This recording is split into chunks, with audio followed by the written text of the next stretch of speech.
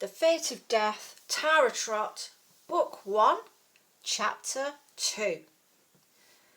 Tara Trott had a restless night. Whenever something played on her mind, she suffered chronic insomnia, and it always made her irritable. She pulled blue jeans and a pink checkered shirt on with bleary eyes. Her eyeballs felt too big for her eye sockets, but she knew strong coffee would shock her system into rebooting. She had a feeling she should be somewhere that morning. Then she remembered the twins. Her heart kick-started her system without the need for coffee. She uncharacteristically raced around the cottage, stubbing her toe and catching her shoulder on door frames as she lurched around trying to find her wellies. It was 6:45 a.m. Why do things go missing when you need them? Where the hell are they? She ranted. Only the cottage's creaking beams sympathised with her in her search. Someone knocked at the door. Tara groaned as she went to open it.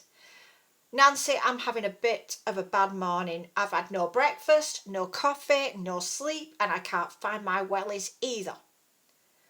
"You're not going to have one of your moods on you all day, are you?" asked Nancy, knowing Tara all too well.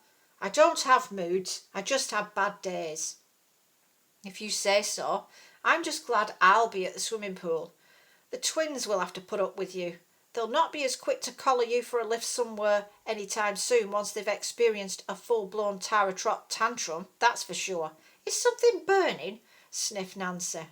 "The toast!" shrieked Tara, and padded off in her stockinged feet to fish it out of the toaster.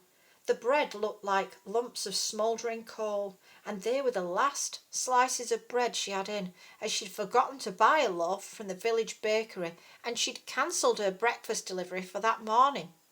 Professor Rummage's ranting in the fruit shop had put it completely out of her mind. "Just get some coffee down, you forget the toast. There'll be no end to misery if you're late picking the twins up. I bet they sat on the doorstep now in matching bonnets, cake boxes on their knees, sobbing into their embroidered hankies," said Nancy.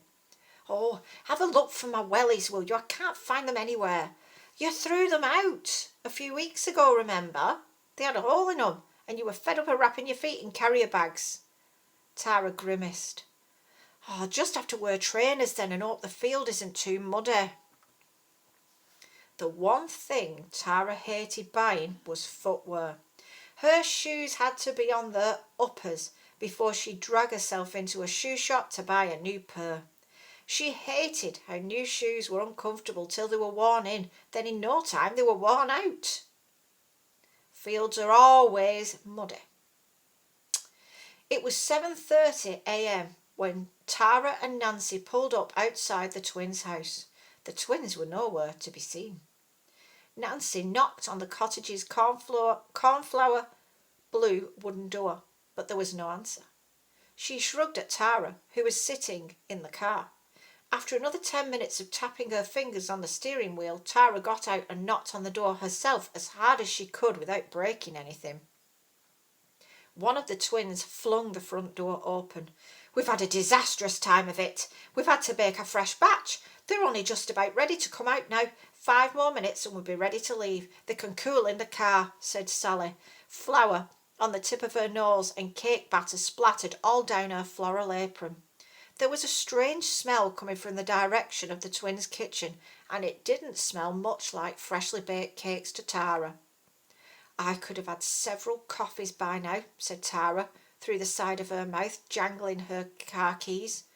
"You could, but that doesn't mean you should," said Nancy, who was forever saying that Tara's quick temper was fueled by coffee. Tara argued back. It was usually when she hadn't had enough coffee her temper frayed. Tara wrinkled her nose at the pungent smell coming from the twins' kitchen. The herb infusion didn't smell like the best choice to enhance anything, never mind muffins. She hoped they knew what they were doing. She doubted they would win a prize in the cake contest if their muffins tasted as bad as they smelled.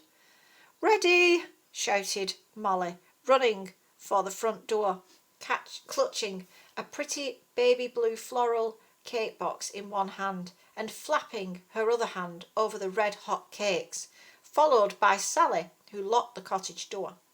They carefully loaded the cake box of muffins alongside Tara's pie in the boot and finally, at 8 a.m, set off for Tarndale. Nancy and the twins kept giving Tara conflicting directions. The twins seemed to have problems telling their left from their right and developed hazy memories of where they needed to turn off to. So they ended up going in circles for the best part of half an hour. Tara was starting to think the twins were doing it on purpose to fray her nerves, even more than the morning had already. The sat-nav didn't fare much better. If I hear it say you've reached your destination again when quite clearly we haven't, I'll rip it out and drown it in the nearest river, snorted Tara, her brewing irritability reaching 10 on a score of 1 to 10. Pull over and ask that man walking his dog, said Nancy, trying to distract Tara from blowing a gasket before they'd even reached the Fete. The man, smoking a pipe, wearing a flat cap, tweed jacket and brown cord trousers, was dragging a reluctant, obese Westie along. The man snarled at Tara when she asked him, abruptly, for directions to Tarndale's Fete. Tara scribbled the directions down in the notebook she always kept in the dashboard for just such a situation, as he barked out each direction to her, and off they went. Are you sure he said to turn left at the church? Asked Nancy. I wrote it all down. He quite clearly said turn right at the church, go over the bridge and then turn left. But it's obvious he was trying to be as unhelpful as possible, said Tara, who'd run out of patience miles ago. There's the Fete in that field there on the left. I'm beginning to think Melanie's bad feeling was right. I think we should have stayed away. It's not exactly been a relaxing journey down so far, has it? Snapped Tara. We've got here in one piece, and miraculously, so has the sat-nav, but it was touch and go for a while, said Nancy. Tara ignored her and drove over Tarndale's ancient stone bridge and couldn't help but feel the village had a grim atmosphere about it as she drove slowly past the locals, making their way to the Fete down the tree-lined lane. They all seemed to have the same vacant expression, staring in through the car windows at them. Tara was beginning to understand what Melanie had meant by saying she felt she had fleas in her bones, because she'd started to feel the same skin-crawling feeling the closer they got to the Fete. On the other side of the stone bridge, they saw a bored-looking brownie, chewing gum and twirling it round her finger. At the side of her was a sign saying, "Stop here for directions to the car park." Tara pulled up alongside the brownie, who didn't look up at them, and put the window down. "Can you tell me where to park, please? We're here for the Fete," said Tara, grinning a caffeine-free grin. The brownie pointed to the furthest corner of the field. "That's the car park. The car in front of us went up that lane there," said Tara, wondering if she'd somehow dreamt it. The brownie didn't look up. She was concentrating on scraping the gum off her thumb. They didn't want the car park. Ah, I see. Tara reluctantly drove across the bumpy, muddy field. Everyone inside her car was thrown violently around in their seats as she wrestled with the steering wheel, whilst the car slid down the field on slick mud. "Where's everyone else then, if this is the car park?" asked Nancy, bracing her legs against the footwell of the car and gripping onto her seat with white knuckles. "Maybe we're the first ones here," suggested Tara, thinking longingly about the wellies she'd thrown out. They would have been far better than trainers, even with a hole in them. "Or maybe we're the only ones mad enough from a different village to turn up. We'll win the contest for sure, if it's only going to be the residents of Tarndale entering. I didn't see any of the people we've seen so far carrying any cake boxes," said Molly, her voice sounding like she was sliding down a flight of stairs at speed on her bottom. Finally, after gaining several bruises and breaking a nail on her uncooperative steering wheel, Tara managed to park the car at the very bottom of the field as she'd been instructed. The tracks she'd made sliding her way there had scarred the already sparse grass deeply, which made her feel guilty for single-handedly destroying a portion of England's green and pleasant land. They climbed out gingerly, negotiating the swamp-like muddy pocket Tara had parked in. The twins held on to each other tightly, trying to stay upright. Tara had the unenviable job of going round to the boot to get the cake boxes out, and she'd lost one of her trainers in the process.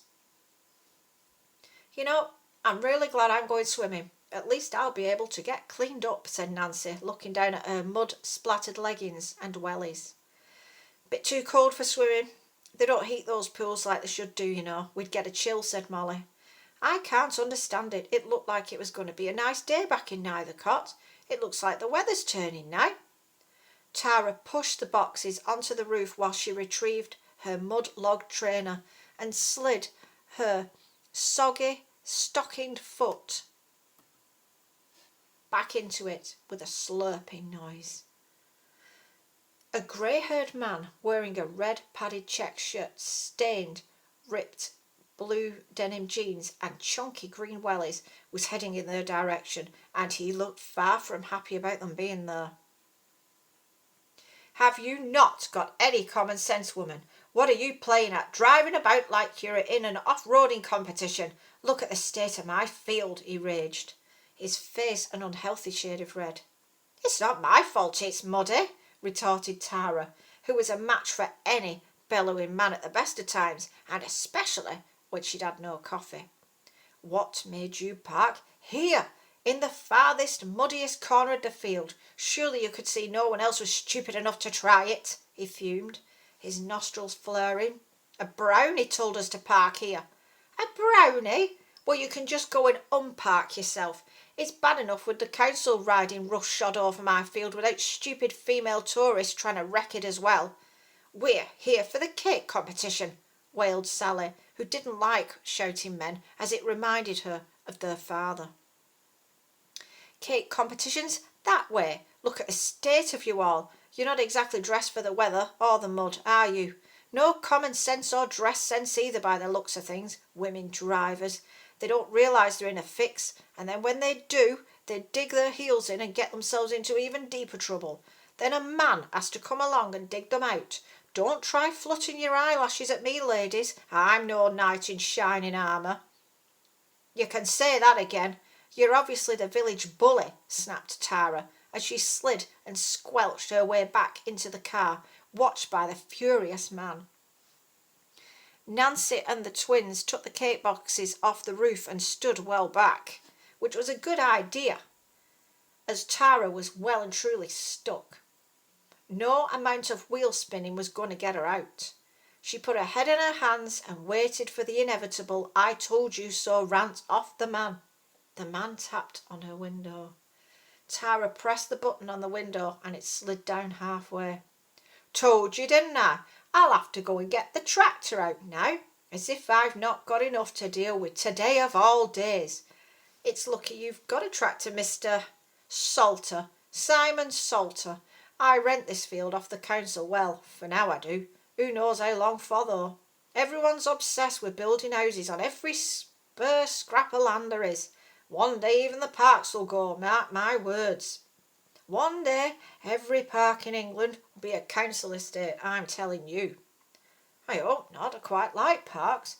If you need me when you get in the car out, I'll be over in the cake tent. My name's Tara Trott."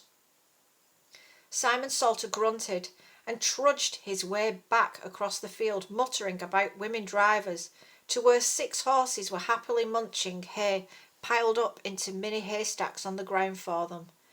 The villagers aren't exactly a welcoming lot, are they? But at least he's got a tractor. No sense in worrying about the car for now. Let's get these cakes and pie entered before they turn into mud pies, and I've got to find some coffee before I explode," said Tara, embarrassed and annoyed in equal measure. "He must be the dark and sinister presence," said Molly, watching Simon Salter stomp off in his wellies.